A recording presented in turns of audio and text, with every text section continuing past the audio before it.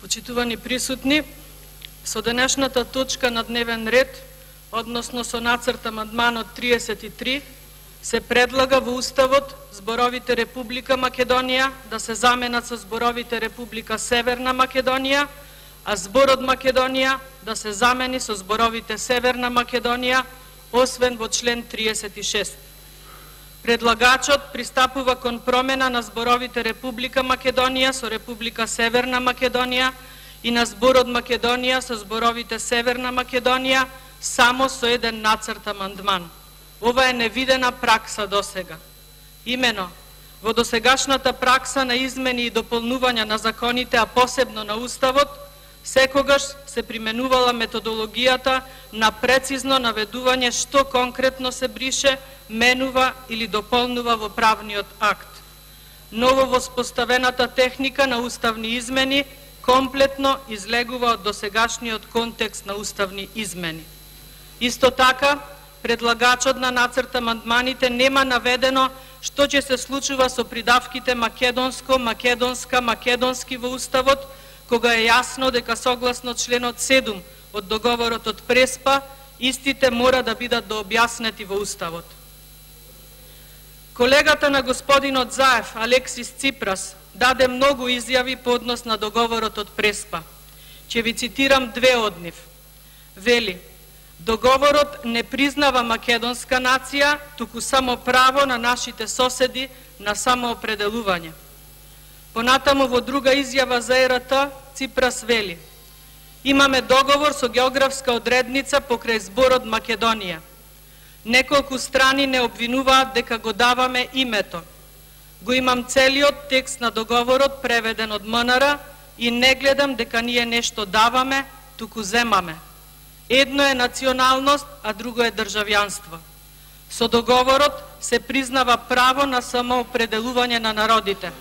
Во членот 7 пишува дека кога го користат името, имаат на ум нешто друго, а не грчкото наследство. Имаат право да го користат тоа, бидејќи и тие живеат во тој регион. Но ние никогаш нема да ги нарекуваме македонци, туку славо македонци. Тие досега патуваа со патни документи каде што пишуваше дека се македонци, но сега ќе патуваат како македонци, државјани на Северна Македонија. Завршен цитат. Апропо изјавите на Ципрас, колегите од владеачкото мнозинство во овој парламент се убедени и сакаат и целата јавност да ја убедат дека ништо не се менува со промената на Уставот, дека остануваме македонци како народ, дека останува македонскиот јазик и историјата и дека имаме само географска одредница. Вака сега, сакам да им разјаснам на сите граѓани на Република Македонија, иако многу добро знам дека сите граѓани знаат во суштина за што се работи. Прво, според договорот, граѓаните на Република Северна Македонија, кога ќе го употребуваат терминот Македонија, а согласно овој договор нема да имаат никаква дозвола за тоа на ниту едно место, во ниту една прилика, освен да шупотаат во своите домови, тоа нема да има никаква врска со терминот Македонија, онака како што го сваќаат грците од Северна Грција, ниту ќе има врска со грчката цивилизација, историја, култура и наследство на тој регион од антиката до денешен ден. Значи, нас ќе не снема од антиката па се до средниот век. Второ, Бугарија, со договорот кој се потпиша со неа лани, а кој така тивко помина во јавноста, има ексклузивно право во историјата на Македонија од средниот век па се до 1944 година. Ова значи дека оваа влада потпиша и се согласи ние да станеме ново формулиран, ново именуван и ново формиран народ, народ без историја. Еве ова е она што се крие зад промените на Уставот и зад овој срамен договор. Едноставно, се што е побарано од јужниот сосед, од оваа влада е прифатено. Ова е катастрофа за македонската дипломатија, а погибија за македонскиот народ. Овој договор е триумфален и победнички за Грција, но е капитулантски и погубен за Македонија. Со договорот и со уставните измени ќе се отворат уште мноштво прашања и проблеми. или проблемите нема да завршат со ова, туку напротив, допрва ќе започнат. Само еден пример. Како ќе гласи химната на Македонија? Дали денес над Македонија ќе се раѓа ново сонце или ќе завладее мрак над истата? Колеги од владеачката коалиција, вразумете се додека се уште има време за тоа. Вразумете се и добро размислете што правите. Не е ова за иднината на Македонија. Со вас Македонија веќе нема иднина. Вие започнувате иднина на една нова земја. Вие Македонија ја закупувате.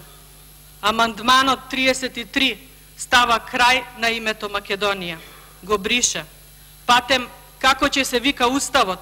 На Република Македонија или на Република Северна Македонија? 27 години оваа држава ја градевме и чувавме како нешто најсвето и наше. Вие се најдовте најхрабрите, најбрзите и најпаметните. Ниту еден председател или премиер или министер за надворешни работи изминативе 27 години не ја погази црвената линија. Не дозволи промена на име со цел промена на устав и промена на име за севкупна употреба. И велите дека ништо немало да се смени. Па ако е така, зошто толку точки и подпишани барања во договорот? Зошто толку измени со уставот? Кажете ми само едно барање, еден услов што вие го имате ставено на маса пред Грција. Еден. Нема. Подадовте дланка, а ви ја зедоа цела рака. Тоа е вашата дипломатија. Амандманот 33 ќе ја избрише вековната борба на македонецот за својата држава. Со амандманот 33 вие ги понижувате и поништувате сите жртви дадени за Македонија. Како ќе одите да положувате цвеќе пред спомениците на паднатите борци? И кои празници ќе имаат веќе значење за да се одбележуваат и прославуваат? Имајте малку чувство за вашите предци. Зарем тие изгинале за вие ова денес да им го правите? И се во ова го правите под превезот на ЕУ и НАТО. Но стигна крајот. Како ќе им објасните на граѓаните дека ЕУ и НАТО нема да ни ги отворат веднаш портите и дека од тие порти нема веднаш да потечат мед и млеко? За тоа треба работа. Вие 18 месеци немате почнато со ниту една ветена реформа. Реформите не можат преку ноќ да стасаат. За нив некој треба нешто и да сработи. Барате од нас одговорност како политичари. Барате став. Одговорност е да се почитуваат законите, а досега вие прекршивте се што може да се прекрши. Одговорност е тоа што ќе го ветите пред избори, истото да го исполните пред гласачите.